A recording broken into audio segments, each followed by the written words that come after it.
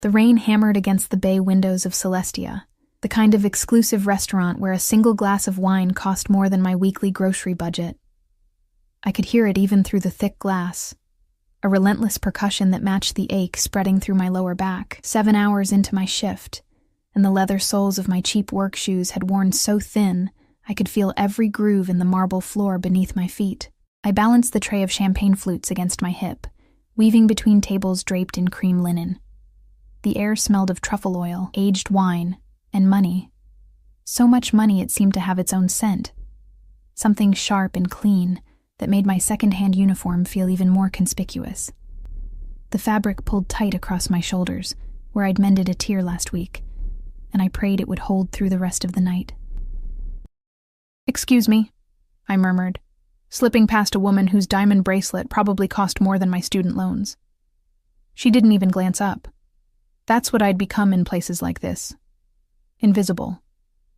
A ghost in black and white, present only when needed, forgotten the moment I stepped away. Some nights, I wondered if I disappeared completely when I left through the service entrance, if I materialized into existence only when someone required their wine refilled or their plates cleared. My phone buzzed in my pocket, probably another text from Marcus about the rent. 3 months behind now, and his patience had worn as thin as my shoe soles. But I couldn't think about that now, not with my manager's eyes tracking every movement, waiting for me to slip up so he could dock my already meager tips.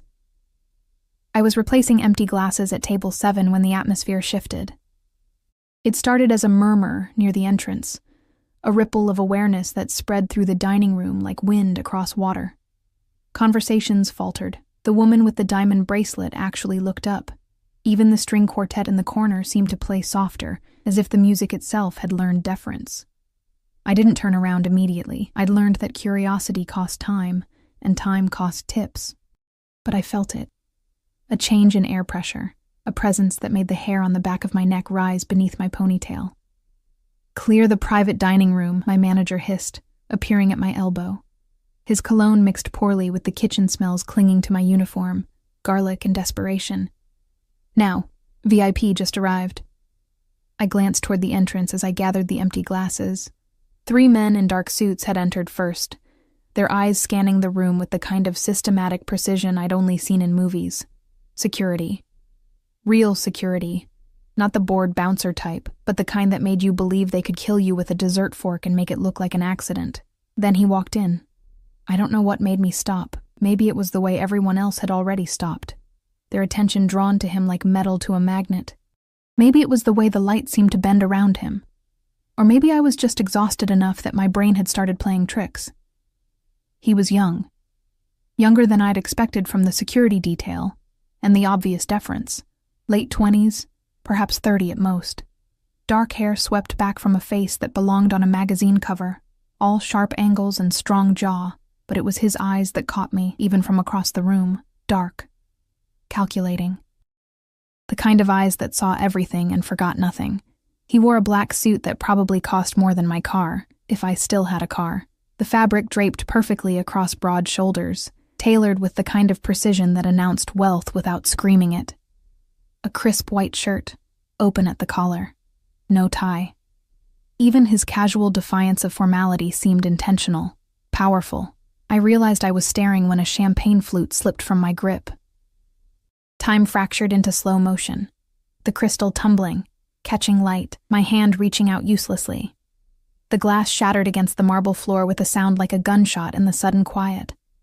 Champagne splashed across my shoes, soaked into my stockings. Every eye turned to me. Heat flooded my face. My hands trembled as I knelt, trying to gather the shattered pieces, apologizing to no one and everyone. "I'm so sorry. I'll clean this up. Leave it." My manager's hand clamped onto my shoulder, fingernails digging through fabric. "Kitchen. Now," but I couldn't move. Because he was looking at me. The man in the black suit had stopped, his security detail pausing with him. Those dark eyes fixed on me with an intensity that made my breath catch. Not anger. I would have preferred anger. This was something else. Interest. Assessment.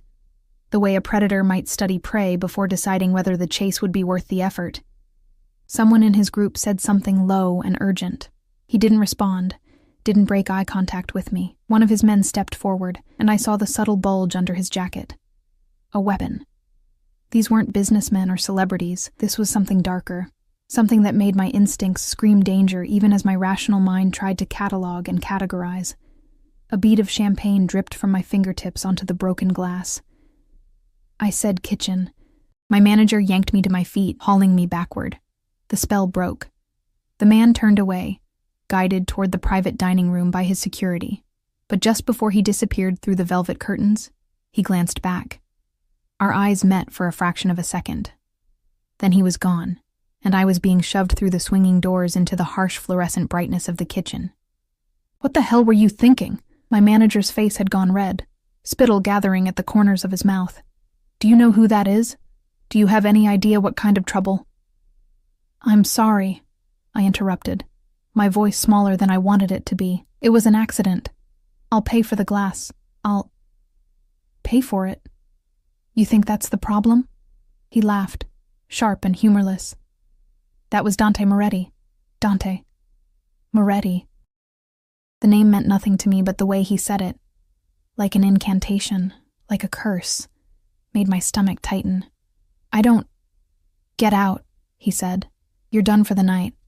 I'll call you if we need you again, which we probably won't. The words hit like a physical blow. I needed this job. Desperately needed it. Please, Mr. Chen, I can't afford out. I stumbled into the service corridor, my manager's office door slamming behind me. The sound echoed off the concrete walls, final and condemning. My hand still shook as I retrieved my coat from the employee closet. A threadbare thing that had been nice 5 years ago, before the washing machine had mangled the lining and the buttons had started falling off. The service exit opened into an alley that smelled of garbage and rain. I stood under the narrow awning, watching water cascade off the edge like a curtain. No umbrella. Of course I didn't have an umbrella. My phone buzzed again. Marcus. Then my mother. Then a notification from the electric company about an overdue bill. I turned the phone off and shoved it into my pocket. How had my life become this? 23 years old with a useless art history degree, drowning in debt, losing jobs for dropping champagne glasses. My apartment, if I could even call Marcus's moldy basement room an apartment, waited for me across the city, 40 minutes on 2 different buses if they were running on time, if I could afford the fare. I pulled my coat tighter and stepped into the rain. Miss. The voice came from behind me, deep and smooth like expensive whiskey. I spun around, my heart launching into my throat. One of the security men stood in the service entrance. The one who'd stepped forward earlier, the one with the gun. Up close, he was massive, at least 6'4", with the kind of build that came from serious gym time and possibly steroids. A scar cut through his left eyebrow. Mr. Moretti would like to speak with you, he said. What? My voice came out as a squeak. Why? He didn't share his reasons. The man's expression remained neutral, but something in his stance suggested this wasn't a request I could decline. This way, please. Every survival instinct I possessed screamed at me to run. Strange men, dark alleys, guns. Nothing good came from this combination. But my feet followed him anyway, drawn by curiosity or stupidity, or maybe just the exhaustion of having nothing left to lose. He led me back through the service entrance, but instead of returning to the kitchen, we took a side corridor. Our footsteps echoed on polished concrete. The sounds of the restaurant faded, replaced by my own ragged breathing and the whisper of expensive fabric as the security guard moved ahead of me. We stopped at a door marked private. He knocked twice, a rhythmic pattern that was clearly a signal. Enter, came a voice from inside. That same voice that had probably ordered my manager to clear the room. Rich, confident, accustomed to being obeyed. The security guard opened the door and gestured for me to go inside. The private dining room was smaller than I'd imagined, intimate in a way that made my throat tighten. Soft lighting from crystal sconces. Dark wood paneling. A table set for 8, though only 1 seat was occupied. Dante Moretti sat at the head of the table, a glass of red wine in his hand. He'd removed his jacket, and I could see the way his shirt fit across his chest, the way his sleeves were rolled up to reveal forearms marked with what looked like ink, tattoos disappearing under the fabric. His security team was positioned around the room, shadows in expensive suits. "Close the door," he said, not to me but to the guard. It clicked shut behind me. The sound felt like a coffin lid closing. "Come here." I stayed frozen by the door, his eyes lifted to mine, and I saw amusement flicker across his face. "I'm not going to hurt you. If I wanted to hurt you, we wouldn't be having this conversation." Somehow, that wasn't as reassuring as he probably intended, but I walked forward anyway, each step feeling like I was wading through deep water. The carpet beneath my feet was so thick I couldn't hear my own footfalls. I stopped about 6 feet from the table, close enough to be conversational, but far enough to run if needed, as if running would help. "What's your name?" he asked. "Elena." My voice sounded strange, too high, too breathless. I cleared my throat. "Elena Cross. Elena." He said it slowly, tasting each syllable. "That's pretty. Sit down, Elena." "I should get back to work. My manager—" "Your manager will do whatever I tell him to do." He gestured to the chair beside him. "Sit." I sat, this close I could smell him. Cologne, something dark and woody with hints of citrus. Expensive. Everything about him was expensive, from his perfectly trimmed hair to the watch on his wrist that probably cost more than a year of my rent. But underneath the polish, there was something else, something dangerous. It radiated from him like heat, an unspoken warning that this was a man who got what he wanted. He studied me for a long moment, his gaze traveling from my damp hair to my worn shoes and back again. I fought the urge to squirm, to apologize for my appearance, to explain that I owned better clothes but couldn't afford to replace my work uniform. "Do you know who I am?" he asked finally. "My manager said your name is Dante Moretti. And does that name mean anything to you?" I shook my head, then wondered if that was the wrong answer. Maybe I should have lied, pretended to know, to be impressed. But something told me this man would spot a lie instantly. "Good," he said, and I saw something that might have been satisfaction cross his features. "That's refreshing." One of his security guards stepped forward with a wine glass, pouring from the same bottle Dante was drinking.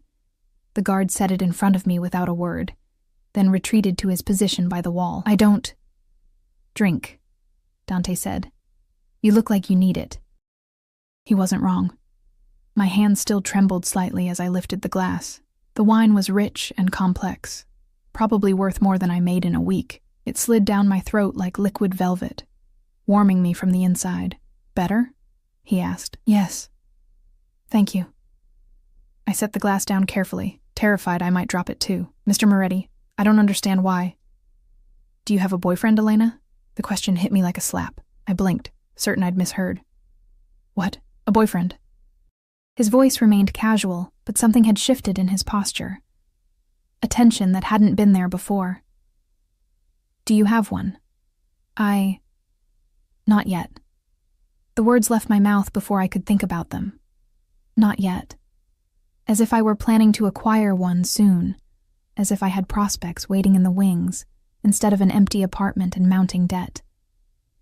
As if my life had room for romance when I couldn't even afford bus fare. His jaw tightened almost imperceptibly. The wine glass in his hand paused halfway to his lips. "Not yet," he repeated, his voice dropping an octave. "What exactly does that mean?" "I just mean I'm not dating anyone right now," I said quickly, suddenly aware that my answer had triggered something in him. The air in the room had changed, grown heavier. His security team hadn't moved, but I could feel their attention sharpening, focusing on me with new intensity. "I'm too busy with work and—" "Not yet" implies future tense. Dante set his wine glass down with controlled precision, the base meeting the table without a sound. "It implies you're looking, that you have someone in mind." "No, I don't. It was just a figure of speech." My pulse hammered in my throat. Why did this matter? Why was he looking at me like I'd committed some offense? "I don't have time to date. I work 2 jobs. I'm barely keeping my head above water, so... No. There's no boyfriend, no prospects, no anything." The confession spilled out before I could stop it, and immediately I wanted to take it back. He didn't need to know how pathetic my life was. Nobody needed to know that. But something in his expression shifted. The tension in his jaw relaxed fractionally. He leaned back in his chair, studying me with those dark eyes that seemed to catalog every detail. The way my teeth worried at my lower lip, the nervous flutter of my hands in my lap, the patches on my uniform where the fabric had worn thin. 2 jobs, he said. What's the other one? I work mornings at a coffee shop in Midtown, the Morning Brew. I wrapped my hands around the wine glass, needing something to hold on to. Or I did. They cut my hours last month because business was slow. So you're struggling, it wasn't a question. But I nodded anyway. There was no point in pretending otherwise.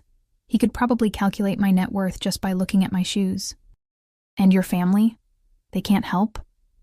I laughed, sharp and humorless. My mother remarried a guy who thinks I'm a waste of space. My father's been gone since I was 6. So no, my family can't help. It's just me. Why was I telling him this stranger, this dangerous stranger with his armed guards and his aura of barely contained violence? But something about the way he listened, the complete focus of his attention, made the words pour out like water from a broken dam. Just you, he echoed. One of his guards shifted slightly, and Dante's hand moved in a subtle gesture. Stay back. The guard froze. That's a lonely position to be in, Elena. It's fine. I'm used to it. Are you? He reached for the wine bottle, refilling both our glasses. His movements were economical, practiced.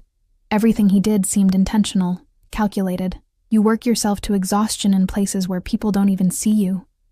You wear shoes with holes in them because you can't afford new ones. You drop a glass and get fired for it. That sounds less like fine and more like drowning. The accuracy of his assessment stole my breath. I stared at him. This man I'd met less than 20 minutes ago, who somehow saw more of me than people I'd known for years. I'll survive, I managed. I always do. Surviving isn't the same as living. He took a slow sip of wine, his eyes never leaving mine. Tell me something, Elena. When was the last time someone took care of you? The question hit somewhere deep in my chest, a place I'd buried under layers of necessity and survival. I couldn't remember. My mother had checked out emotionally years ago. Friends had drifted away when I couldn't afford to go out anymore. Even Marcus, my landlord, saw me as nothing more than a check that rarely cleared. I take care of myself, I said, but my voice cracked on the last word. That's what I thought. Dante stood, and I instinctively pressed back in my chair. He noticed, stopping a few feet away. I have a proposition for you. I'm not... Terror flooded through me. I knew what men like him wanted from girls like me. I'd heard the stories, seen the news reports. I'm not interested in that kind of... Let me finish. His voice cut through my panic, firm but not unkind. I need someone for a specific position. Personal assistant of sorts. The work isn't difficult. Manage my schedule, handle correspondence, accompany me to certain events. In exchange, you'll receive a salary of $10,000 a month, plus housing in one of my properties. I blinked. Surely I'd misheard. 10,000 a month? Plus housing, he repeated. Full benefits. Healthcare, dental, the works. Your only job would be to be available when I need you. It sounded too good to be true, which meant it definitely was. Why me? I asked, proud that my voice stayed steady. You could hire anyone. Someone qualified, someone with experience. Why would you offer this to a waitress who just dropped a glass of champagne? A smile ghosted across his lips. The first real expression I'd seen from him. It transformed his face, made him look younger, almost approachable. Almost. Because you don't know who I am, he said simply. Because you looked at me like I was a man, not a monster or a god. And because... He paused, something flickering in his eyes that I couldn't name. Because I think you need saving, Elena, and I need someone who doesn't come with expectations or connections to my world. Your world, I repeated slowly. What exactly is your world, Mr. Moretti? Call me Dante. He returned to his seat, settling back with the ease of someone completely comfortable with power. As for my world, let's just say I operate in spaces where traditional rules don't always apply. Business mostly. Import and export. Various investments. I'm a busy man, and I need someone I can trust to handle the details. Every word was carefully chosen, revealing nothing while suggesting everything. Import and export could mean anything. Various investments could cover a multitude of sins, and the way his security team carried themselves, the way my manager had reacted to his name. This wasn't just some eccentric millionaire looking for an assistant. "You're involved in something illegal," I said. One of the guards tensed. Dante held up a hand, stopping whatever response had been about to come. "I'm involved in many things," he said carefully. "Some occupy gray areas. But I promise you this, Elena, whatever I do, whoever I am, you will never be asked to participate in anything that would put you in legal jeopardy. You would be my assistant, not my accomplice. Your hands stay clean, but I struggled for the right word. Criminal felt too harsh. Businessman felt too soft. "You're someone people are afraid of." Yes. No denial, no deflection. Just simple honesty. People are afraid of me because I have power, and power makes people uncomfortable, especially when they can't control it. But I'm not offering you fear, Elena. I'm offering you stability, safety, a life where you don't have to choose between rent and food. I wanted to say no. Every rational part of my brain screamed that this was wrong, dangerous, the kind of decision that ended badly in every story ever told. You didn't accept job offers from men with armed guards. You didn't take money from people who operated in gray areas.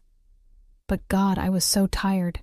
Tired of being invisible. Tired of counting pennies and wearing shoes with holes and watching my dreams shrink down to nothing more than surviving one more day. $10,000 a month was more than I'd make in 6 months at both my jobs combined. Housing meant not sleeping in Marcus's basement, not listening to pipes bang and rats scratch in the walls. "I need time to think about it," I said finally. "No." The word was gentle, but absolute. "I need an answer now. This offer expires when you walk out that door." "That's not fair." "Life isn't fair, Elena. You should know that better than anyone." He leaned forward, close enough that I could see flecks of amber in his dark eyes. "I'm offering you a way out of the hole you're in, a chance to breathe. But I need to know you're committed, that you won't run scared the moment things get complicated. So decide, now." My mother's face flashed through my mind, twisted with disappointment. Marcus's threats about eviction. The coffee shop manager who'd stopped putting me on the schedule. The weight of my student loans, growing heavier every month like a stone around my neck. What did I have to lose that I hadn't already lost? "Okay," I whispered. "Yes, I'll take the job." Something blazed in Dante's eyes. Triumph, satisfaction, something fiercer that made my stomach flip. "Good. Marco will drive you home to collect your things. You'll move into your new apartment tonight." "Tonight? But I need to give notice, and my landlord is 3 months behind on property taxes and facing foreclosure." Dante pulled out his phone, typing something quickly. "I'll have my attorney settle your accounts. You won't owe anyone anything." "How did you know?" But of course he knew. Men like him knew everything. They had resources, connections, ways of finding information that ordinary people couldn't imagine. "You had me investigated. I make it a point to know who I'm dealing with." He stood, and this time I didn't flinch away. "Marco will also take you shopping tomorrow. You'll need appropriate clothing for your new position. Put everything on the account he provides. Don't worry about cost." My head spun. This was happening too fast. 20 minutes ago I'd been a fired waitress standing in the rain. Now I had a new job, a new apartment, a new life being assembled around me like pieces of a puzzle I hadn't known I was part of. "I don't understand why you're doing this," I said, standing on shaky legs. "There has to be a catch. Nobody just—" "The catch is that when I call, you answer. When I need you, you come. Your time belongs to me now, Elena." His hand reached out, tucking a strand of damp hair behind my ear. The gesture was almost tender, but his touch burned like a brand. "All of your time. Is that understood?" I should have stepped back, should have put distance between us, but I stood frozen, pinned by his gaze and his proximity, and the strange mixture of fear and something else that coiled in my stomach. "What about dating?" The question escaped before I could stop it. "You asked if I had a boyfriend. Does working for you mean I can't?" His expression darkened instantly. The almost tender man vanished, replaced by something cold and possessive.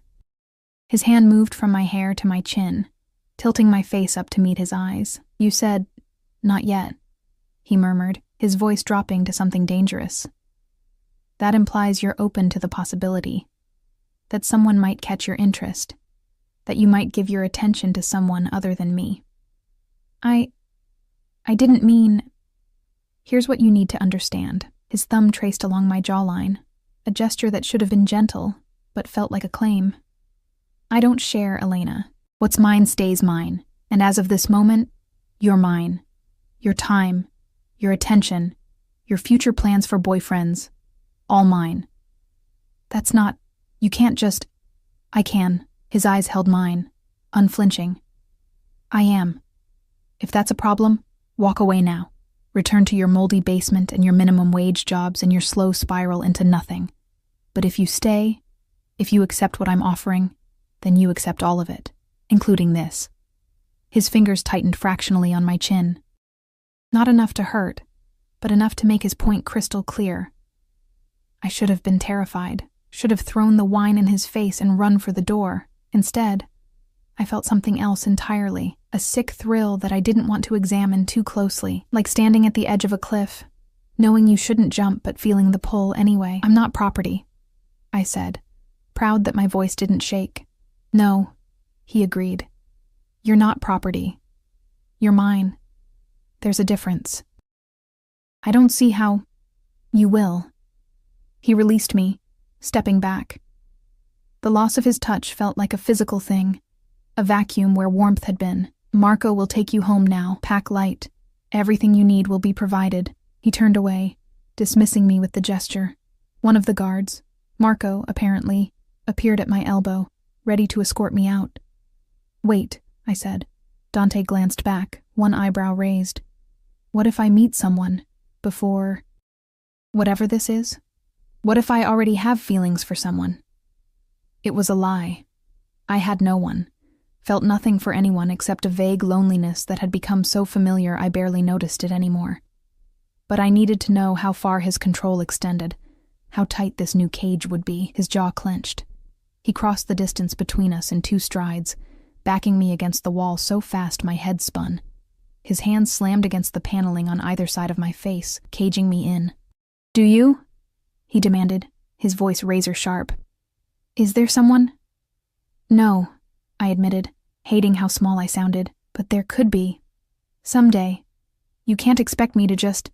"I expect exactly that." His face was inches from mine, close enough that I could feel his breath on my lips.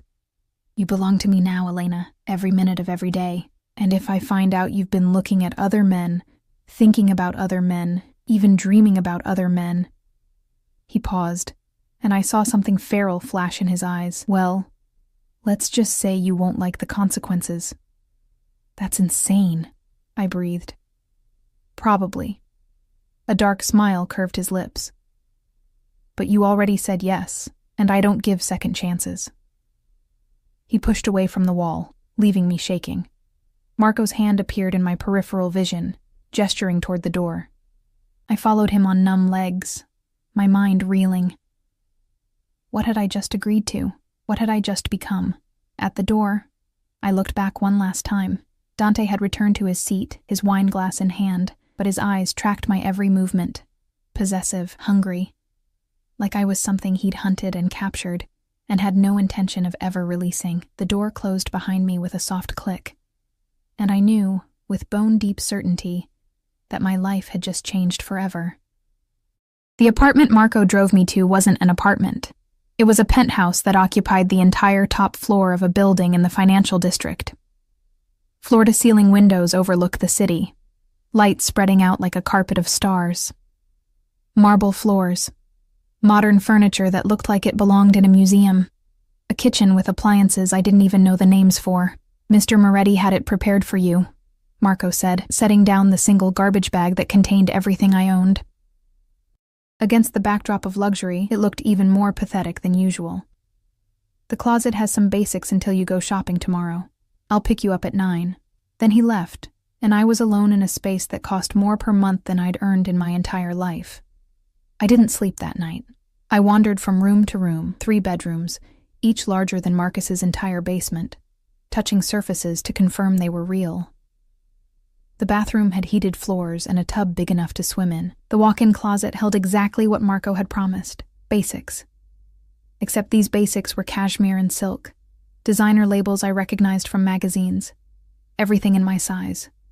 Of course it was. Dante had known my measurements just like he'd known about Marcus's property taxes. The thought should have disturbed me more than it did. At dawn, I stood at the windows and watched the city wake up. Somewhere down there, my old life continued without me. The coffee shop would open. Celestia would prepare for lunch service. Marcus would discover I'd vanished without paying my final month's rent, though apparently Dante's attorney had already handled that too. I'd ceased to exist in that world and materialized in this one, like magic, like a fairy tale. Except fairy tales didn't usually involve men with guns and possessive demands about hypothetical boyfriends. My phone buzzed. A new number, unsaved. Eat breakfast. Marco arrives at 9. Don't be late. I stared at the message. He was already checking on me, already establishing patterns of control. I should have felt trapped. Instead, I felt something else. Something I didn't want to name. The refrigerator was fully stocked. Of course it was. I made coffee in a machine that probably cost more than my college textbooks and ate yogurt while the sun climbed higher. At exactly 9, Marco knocked. The shopping trip was surreal. Marco drove me to boutiques that didn't have prices on anything, where salespeople appeared instantly with champagne and knowing smiles. He handed me a black credit card with Dante's name embossed in silver. Mr. Moretti's instructions are clear, Marco said, settling into a chair while 3 women began pulling dresses from racks, professional wardrobe for business events, evening wear for dinners and galas, casual clothes for daily wear, shoes, accessories, everything you need. Don't worry about price tags. This is too much, I protested, as a woman held up a dress that looked like it cost more than a car payment. I can't. You can, and you will. Marco's voice was firm, but not unkind. Mr. Moretti wants you properly outfitted. Arguing wastes time. So I stopped arguing. By noon, I'd accumulated more clothing than I'd owned in my entire life. The saleswomen cooed over me, treating me like I belonged in these spaces, like I was someone who mattered. You have beautiful bone structure, one of them said, pinning my hair up to show how a necklace would fall. Mr. Moretti chose. Like I was a purchase, a thing he'd selected from a catalog. We were leaving the 4th boutique when I saw her. She stood across the street, partially hidden by a parked car, but I recognized her immediately. The diamond bracelet caught the light, the same one I'd noticed at Celestia, the woman who hadn't looked up when I'd walked past. Now she was staring directly at me. Our eyes met for a fraction of a second. Then she turned and walked away, disappearing into the lunch crowd. Marco, I said quietly. That woman, I saw her. His hand moved to his jacket where I knew he kept a gun. Stay close to me. Who is she? Someone who shouldn't be here. He guided me to the car with subtle urgency, his body positioned between me and the street. Mr. Moretti will want to know about this. Mun. The drive back to the penthouse took 20 minutes. Marco made 3 phone calls in rapid Italian, his voice clipped and tense. I caught Dante's name several times, and once, clearly. Lei è in pericolo. She's in danger. Fear crystallized in my chest. Marco, what's going on? Who was that woman? Not my place to explain, Miss Cross. He pulled into the building's private garage, the heavy gate closing behind us with finality. Mr. Moretti will speak with you shortly. Shortly turned out to be 30 minutes. I'd just finished hanging up the mountain of new clothes when my phone buzzed. Stay in the apartment. I'm coming up. D. The elevator opened directly into the penthouse, a security feature I hadn't noticed before. Dante stepped out flanked by 2 guards, his expression darker than I'd ever seen it. He'd changed from last night's formal suit to something more casual, black pants, a charcoal shirt with the sleeves rolled up. The tattoos I'd glimpsed were more visible now, intricate patterns that snaked up his forearms, but it was his face that caught my attention. The muscle jumping in his jaw, the cold fury in his eyes. Bedroom, he said. Now. The guards remained in the living room. I led him to the master bedroom, my heart hammering. He closed the door behind us, leaning against it like he was physically restraining himself from something. "Tell me exactly what you saw," he demanded. I described the woman, the way she'd been watching, how she disappeared when Marco noticed her. Dante listened without interrupting, his expression growing darker with each detail. "Her name is Vittoria Castellano," he said when I finished. "She's the widow of a man I had business dealings with, dealings that ended poorly." "Poorly how?" "He tried to kill me. I killed him first. No emotion, just fact. His wife blames me for her widowhood. She's been making threats for months, but I didn't think she'd be stupid enough to actually—" He stopped, running a hand through his hair. "You shouldn't have been exposed like that. Marco should have been more careful. It's not his fault. We didn't know. It's my fault." He crossed the room to me, his hands gripping my shoulders. "I brought you into this world without properly protecting you. That changes now." "What do you mean?" "You don't leave this apartment without security. You don't go anywhere without telling me first. And when you're out," his grip tightened fractionally, "you stay alert. If you see anyone following you, anyone watching you, you call me immediately. Not Marco, me." "Dante, I didn't sign up for people trying to kill me." "She won't kill you." His voice dropped to something deadly. "Because I'm going to make it very clear what happens to anyone who threatens what's mine. But until that message is received and understood, you follow my rules. Completely. No arguments. I should have been terrified. A mob widow following me, a man casually admitting to murder, guards with guns becoming a permanent fixture in my life. But looking into Dante's eyes, I saw something that made my breath catch. Genuine fear. Not for himself, but for me. "You're worried about me," I said softly. "Of course I'm worried about you." His hands moved from my shoulders to frame my face, his thumbs brushing my cheekbones. "You're mine to protect now, Elena. That means I don't let anything happen to you. Ever." The possessiveness should have felt suffocating. Instead, it felt like being wrapped in something warm and solid after years of standing in the cold. Someone actually cared if I lived or died. Someone would notice if I disappeared. When was the last time anyone had protected me from anything? "I'm not fragile," I said, but my voice came out whisper soft. "I've survived this long on my own. You shouldn't have had to." His forehead pressed against mine, his breath mingling with my own. "And you won't anymore. Not while I'm breathing." We stood like that for a long moment, suspended in something that felt too intimate, too raw. I could feel his heartbeat through his shirt, fast and hard. Could smell his cologne mixing with something uniquely him. "Why me?" I asked again. "Really, not the answer you gave last night. The real reason." His jaw clenched. For a moment I thought he wouldn't answer. Then, "You looked at me like I was human. You are human. Not to most people." He pulled back enough to meet my eyes. "To them, I'm a monster, a necessary evil, someone to fear and use and dispose of when convenient. But you dropped that glass, and you didn't see a crime lord or a killer. You just saw a man. Someone who made you nervous because he was paying attention to you, not because of who he is. I didn't know who you were. Exactly." A ghost of a smile. "You do now, though. Are you afraid?" I should have lied. Should have said yes, that I was terrified, that I wanted out of this arrangement, but I'd never been good at lying. "A little," I admitted, "but not as much as I should be." "Why not?" "Because—" I struggled to find words for something I barely understood myself. "Because you look at me like I matter. Like I'm worth protecting. And I haven't felt that in, I can't remember how long." Something shifted in his expression. Triumph and satisfaction and something fiercer.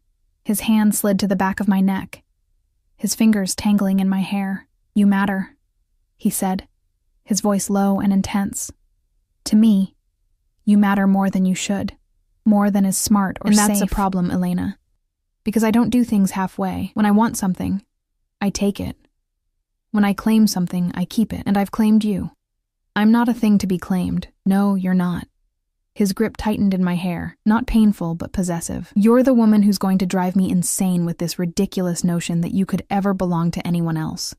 This not yet nonsense. There is no yet, Elena. There's only now, and me. And this... He kissed me.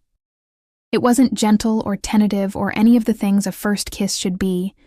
It was claiming, demanding, a brand that seared through every rational thought I possessed. His mouth moved against mine with the same intensity he brought to everything else, like he was trying to prove a point or win an argument I hadn't known we were having.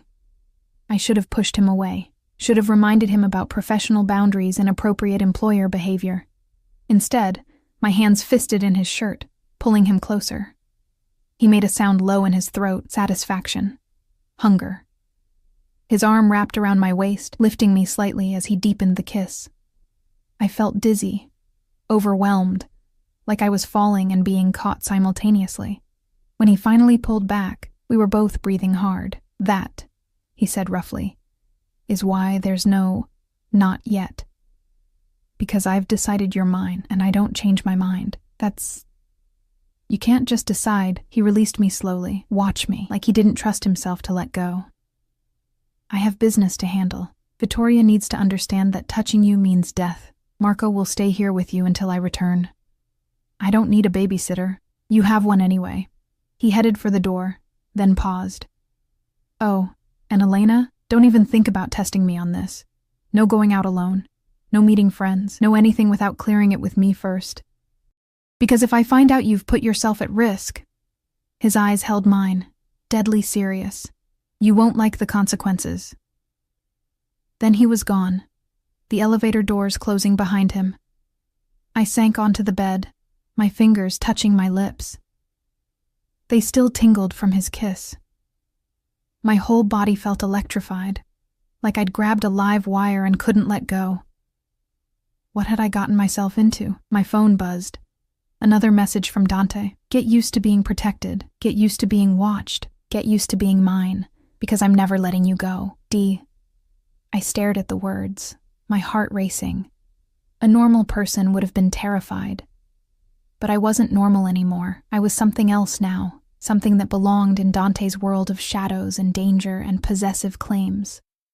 And God help me. I wasn't sure I wanted to escape. 3 weeks passed in a blur of luxury and surveillance. True to his word, Dante assigned security to me. Not just Marco, but a rotating team of guards who followed me everywhere. To the grocery store. Not that I needed groceries anymore, since meals appeared in my refrigerator like magic. To the gym in the building's lower level. Even to the salon when Marco insisted I needed my hair done for an upcoming event. I was never alone, never unwatched. And somehow, impossibly, I was starting to forget what my old life had felt like. The coffee shop seemed like a memory from someone else's existence. The basement apartment, the constant worry about money, the bone-deep exhaustion, all of it had evaporated like morning fog. Now I woke up in Egyptian cotton sheets, ate breakfast prepared by a private chef, wore clothes that cost more than I used to make in a month. Dante had given me everything except freedom. He called every morning at 7, never a minute earlier or later. Always the same questions. Did you sleep well? Have you eaten? Is there anything you need? The questions seemed innocent enough, but I heard what lay beneath them. Constant monitoring, an invisible leash that kept me tethered to him, even when he wasn't physically present, which was often. His business kept him busy most days. He'd disappear for hours, sometimes overnight, returning with shadows under his eyes and blood on his knuckles that he'd washed away, but not quite well enough. I learned not to ask questions.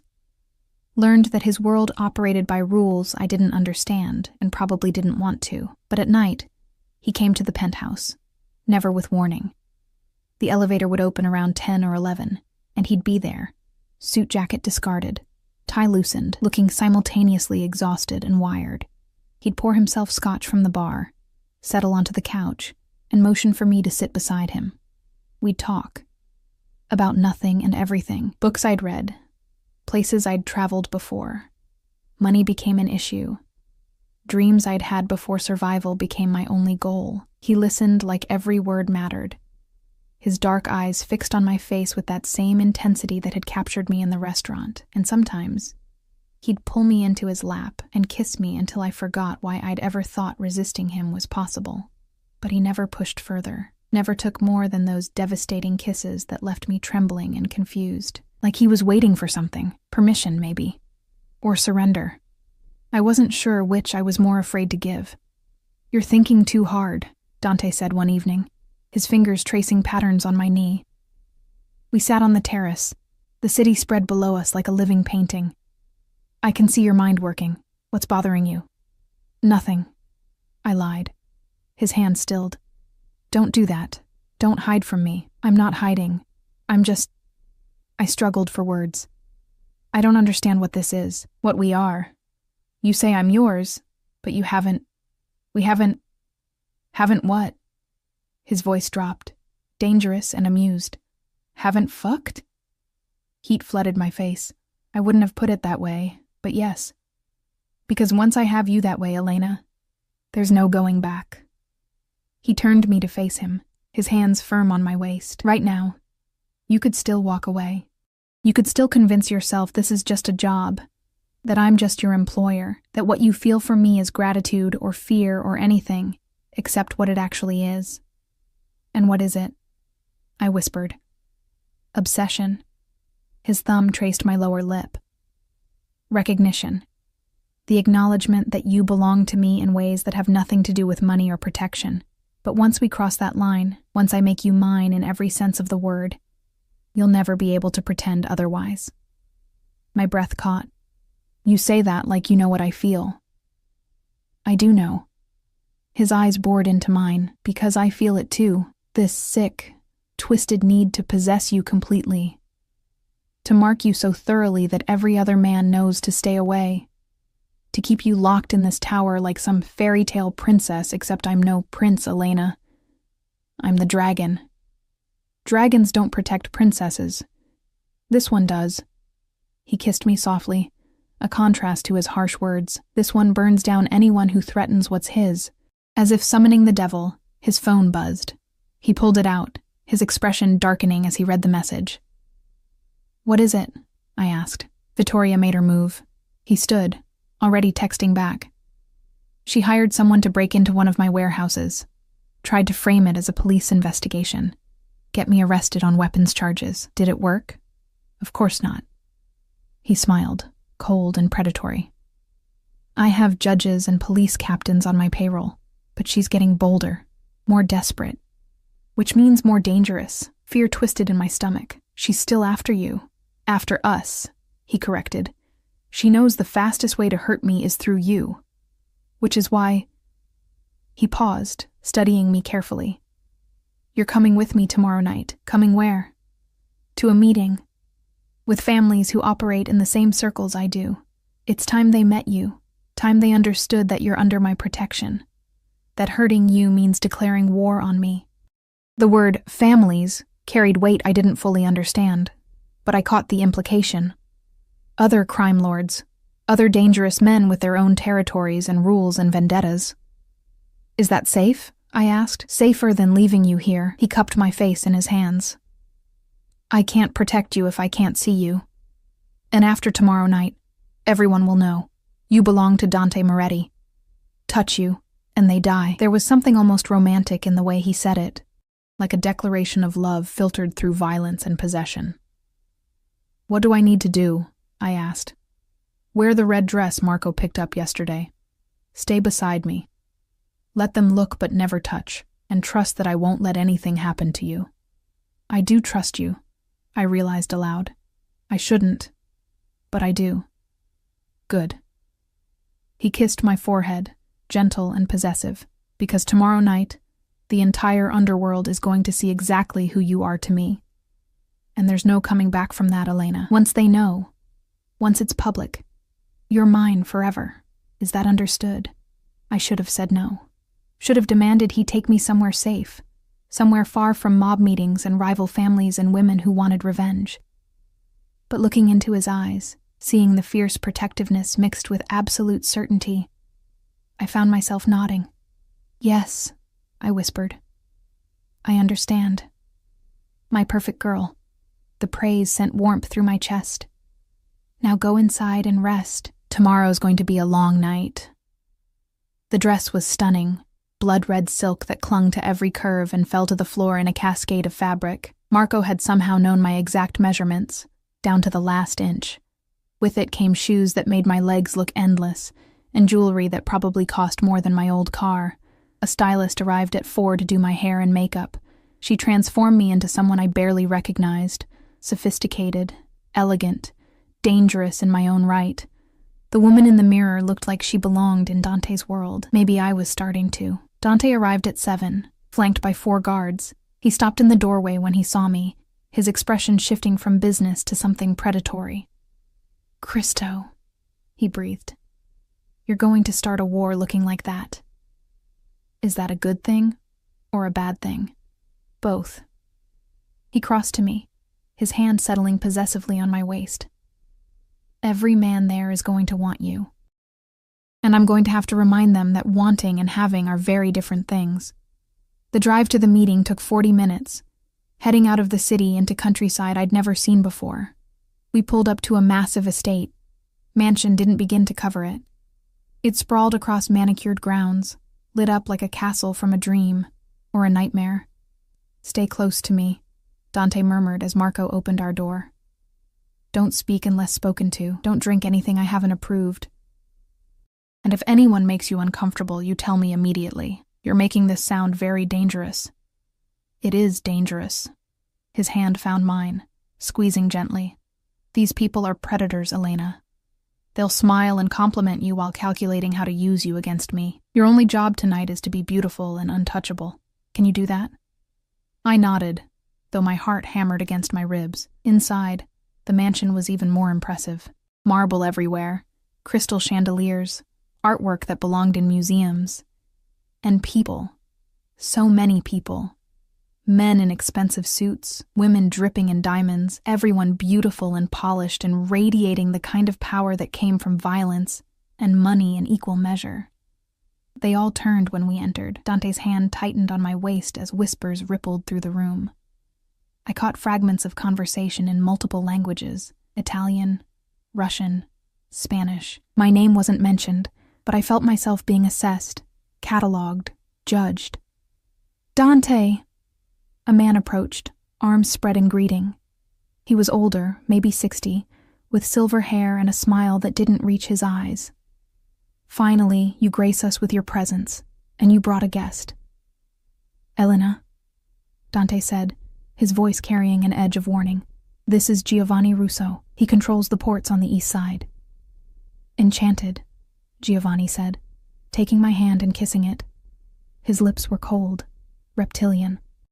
"Such beauty. You've outdone yourself, Dante. I didn't think you had it in you to settle down."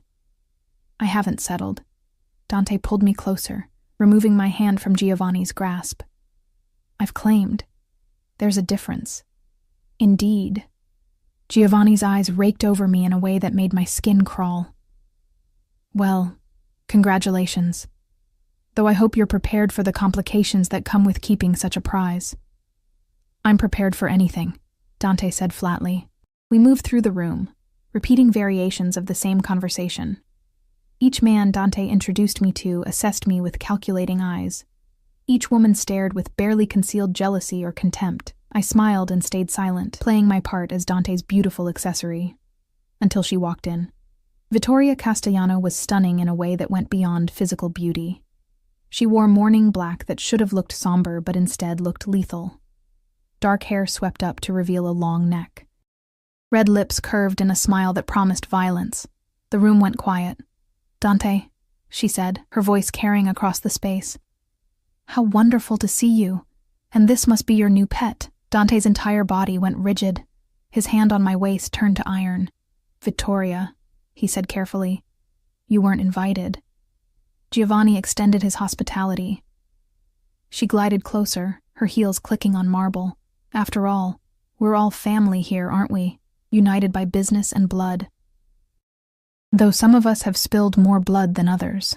She stopped directly in front of us, her eyes fixed on me with undisguised hatred. You must be Elena, she continued. The little waitress who caught a dragon's attention. How quaint. Walk away, Dante said, his voice dropping to something deadly. Now. Or what? You'll kill me like you killed my husband?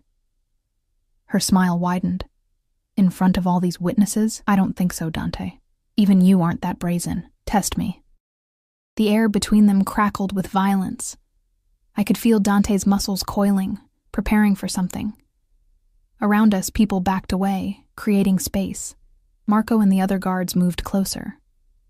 I'm not here to fight, Vittoria said. I'm here to deliver a message. You took someone I loved, so I'm going to take someone you love. Fair is fair. She looked at me when she said it, her eyes glittering with malice. You touch her, Dante said quietly, and I will erase your entire bloodline from existence, your cousins, your nephews, everyone who shares your name. I will burn your family to ash and salt the earth where they stood. Do you understand me? For the first time, I saw fear flicker across Vittoria's face, but she covered it quickly with another smile.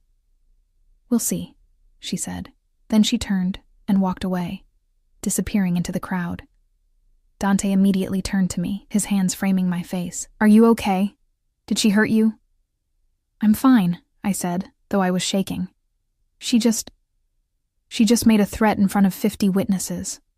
His jaw clenched, which means she's either incredibly stupid or incredibly desperate. Either way, we're leaving. Now. He pulled me toward the exit, his guards forming a protective circle around us. We made it to the car without incident, but I could feel eyes watching from windows, silhouettes tracking our movements. The moment the car door closed, Dante pulled me into his arms. I'm sorry, he said against my hair. I shouldn't have brought you here. I thought showing them would protect you, but all I did was paint a target on your back. She was always going to come after me, I said, whether I met her tonight or not. That doesn't make this better. He pulled back, his eyes searching my face. Say the word, Elena. Say you want out, and I'll arrange it. New identity, new city, enough money to live comfortably for the rest of your life. I'll let you go if that's what you want. It was the first time he'd offered me an escape. The first time he'd put my safety above his possession. And I realized, with startling clarity, that I didn't want to go. No, I said firmly. I'm not running. I'm not leaving you, Elena. You said I'm yours. I took his face in my hands, mirroring his earlier gesture.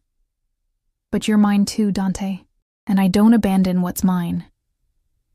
Something broke in his expression, relief and wonder and hunger all at once. He kissed me hard, desperate, like I was oxygen and he'd been drowning. You're going to destroy me, he whispered against my lips. Good, I whispered back. Then we'll be even. The war started 3 days later, not with guns or explosions, but with information. Documents appeared on the desks of federal prosecutors, carefully edited records that made it look like Dante was cooperating with authorities, that he'd turned informant against other families. In our world, that was as good as a death sentence. It's brilliant, actually, Dante said, staring at his laptop screen in the penthouse.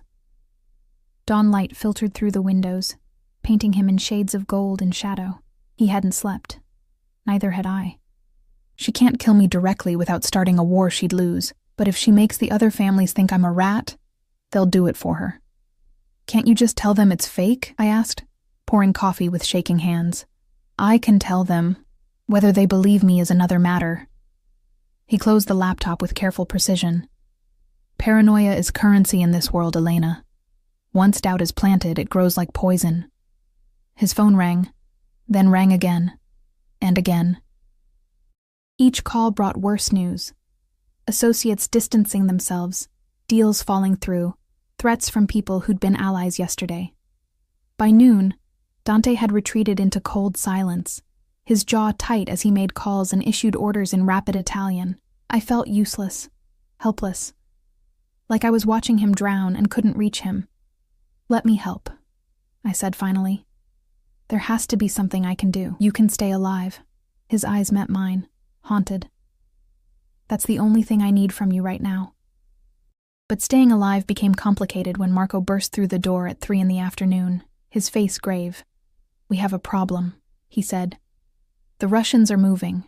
They're using this opportunity to make a play for your territory, and they've allied with Vittoria." Dante stood so fast his chair toppled.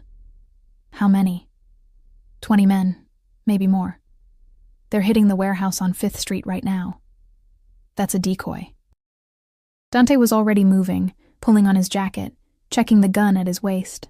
"They want me to respond there while they hit somewhere more valuable. Elena, you're coming with me. I'm not leaving you here unprotected." Dante, not up for discussion. He grabbed my hand, pulling me toward the elevator. "Marco, call everyone. I want every man we have ready to move in 10 minutes. The next hours blurred into chaos." We drove to a building I'd never seen before. Nondescript, industrial, surrounded by chain-link fence. But inside it was a command center, computers, maps, men with weapons preparing for war. Dante installed me in a back office with 2 guards at the door. "Stay here. Don't leave for any reason. If shooting starts, you get on the floor and stay there until I come for you." Then he was gone, and I was alone with my fear. I could hear them through the walls, Dante's voice issuing orders, phones ringing constantly, the metallic click of guns being loaded. My hands wouldn't stop shaking. I'd known his world was dangerous, but knowing and experiencing were vastly different things. An hour passed, then 2. The sun sank toward the horizon, painting the grimy windows orange and red. Then the lights went out. Emergency lighting kicked in immediately, bathing everything in eerie red. I heard shouting, running footsteps. One of my guards spoke urgently into his radio. The door burst open, but it wasn't Dante. A man I didn't recognize stood there, gun raised. Behind him, my guards lay motionless on the floor. His face was cold, professional. A killer doing a job.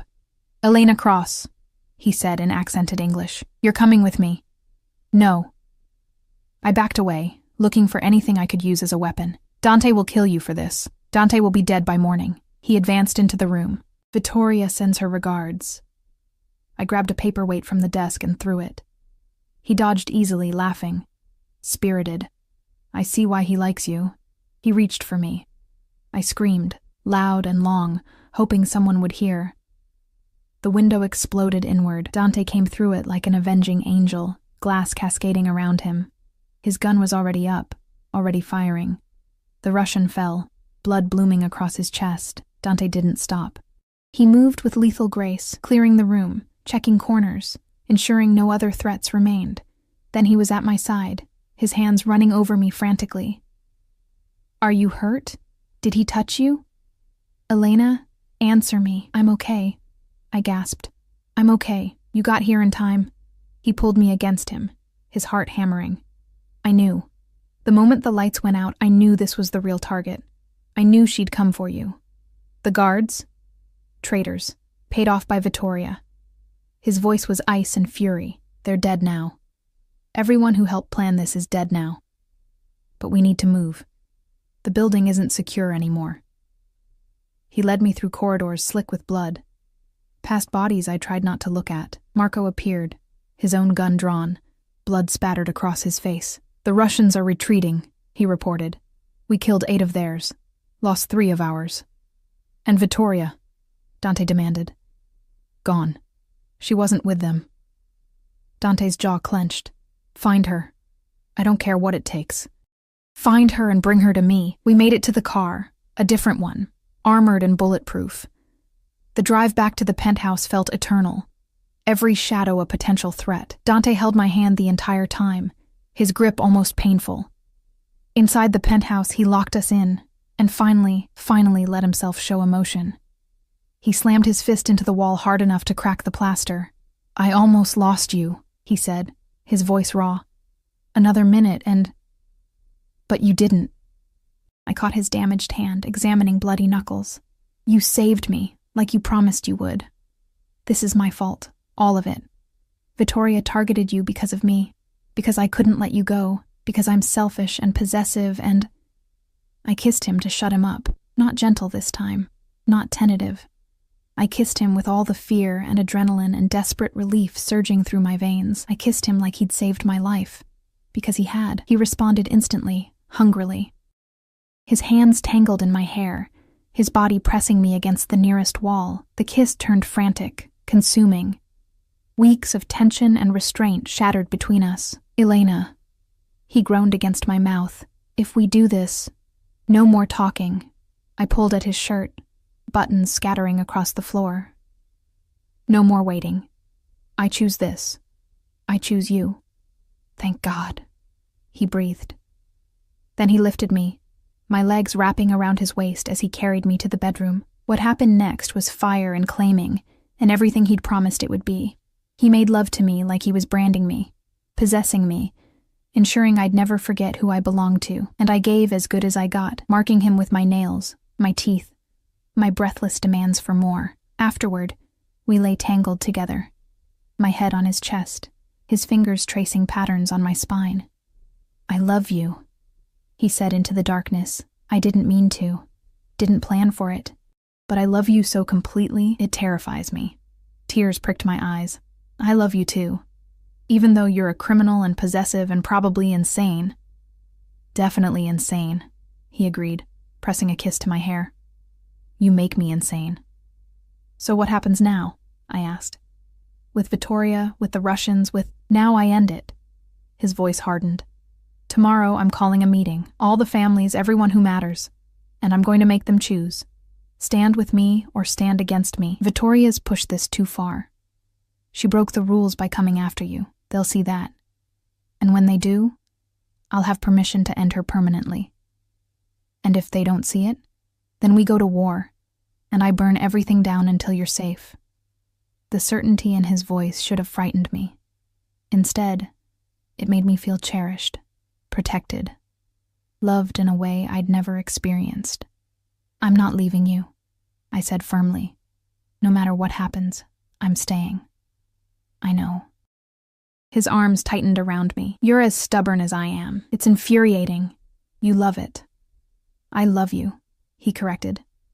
There's a difference.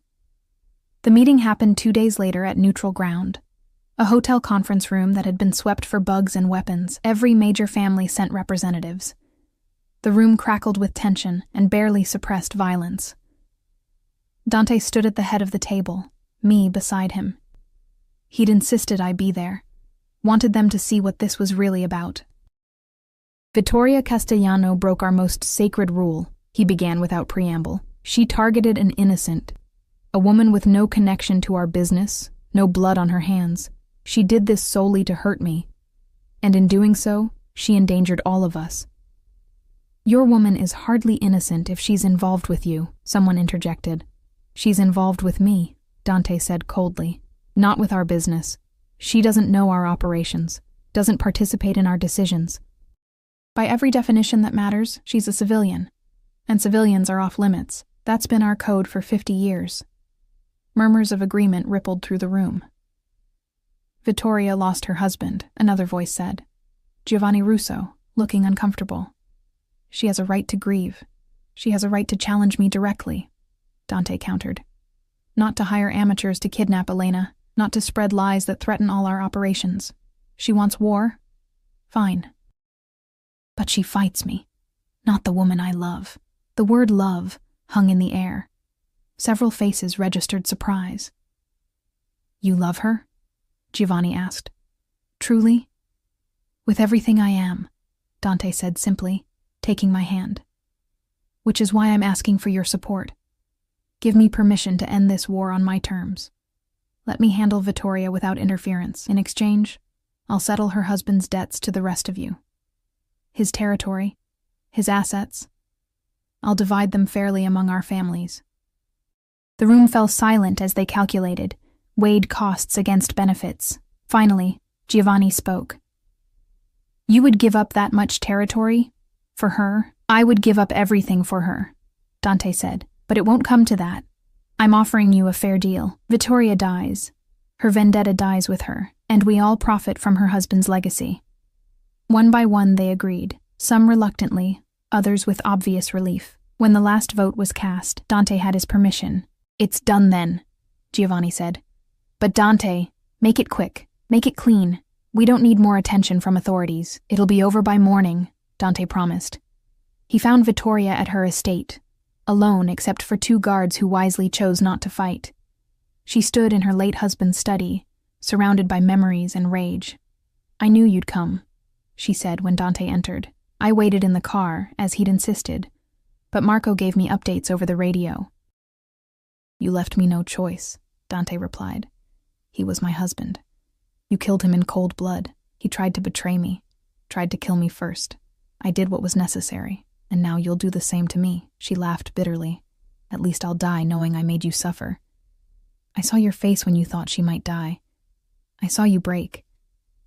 "You did," Dante agreed. "For about 30 seconds. Then I remembered that Elena is stronger than you'll ever be. That she chose to stay with me despite knowing what I am, and that your husband died because he was weak and greedy and stupid, just like you." The gunshot echoed through the night. When Dante emerged, his expression was calm, but his eyes were haunted. He slid into the car beside me, and I immediately wrapped my arms around him. "It's over," he murmured. "She's gone. You're safe. Are you okay?" "I am now." He kissed my forehead. "Let's go home." 3 months later, we stood on the terrace of the penthouse, watching the sun set over the city. So much had changed, yet everything important remained the same. Dante had reorganized his business, slowly legitimizing where he could, being more careful where he couldn't. I'd enrolled in graduate school, finally pursuing the art history degree I'd abandoned years ago.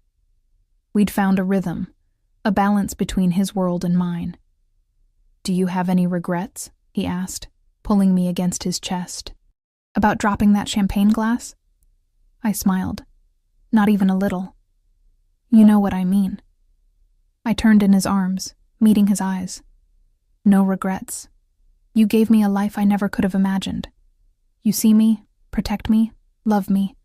How could I regret that? Even though I'm possessive and jealous and probably too overprotective. Especially because of that," I kissed him softly. "You're mine, Dante Moretti, and I'm never letting you go." "Good," he murmured against my lips. "Because I wasn't planning on giving you a choice."